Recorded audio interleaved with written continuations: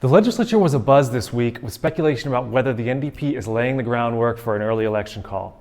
Staffers and reporters were seen whispering to each other in all corners of the building, going over the possible scenarios. The only ones that really know are likely the people working in the Premier's office. So let's break it down.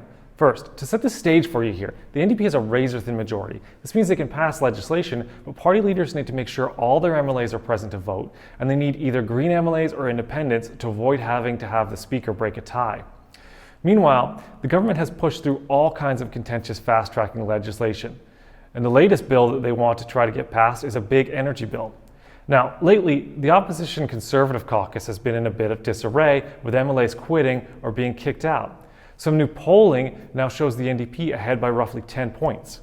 But the Conservatives still managed on Monday to nearly torpedo the energy bill with a surprise motion. The NDP MLAs had to scramble back into the chamber for the vote. With this backdrop, Premier David Eby suddenly came out to speak to reporters in the hallway on Tuesday. This is non-negotiable for us. This bill must pass. We stand up for those 10,000 jobs. And the last thing that anyone wants, and myself included, is an election. I think this is a no-brainer for all the parties to support, but we'll have to be ready. This is unusual, mind you. He almost always sticks to scheduled press conferences. And in this scrum, he threatened to call an early election if the energy bill failed, saying he was willing to stake his government on it. This seemed to put some pressure on the Green Party, whose MLAs say they're unsure of the bill. They don't like how it seems to benefit the natural gas industry.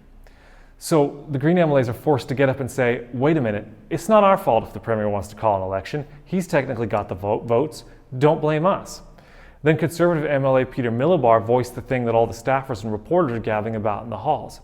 Premier David Eby has the votes, so will he intentionally hold a couple of his own MLAs out of a vote to force the issue and give him an excuse to call a snap election while his party is way ahead in the polls? Millibar thinks it's all bluff and bluster. Why would you make your government follow something that is supposed to create those jobs that the Premier is talking about? Why don't you just call a snap election?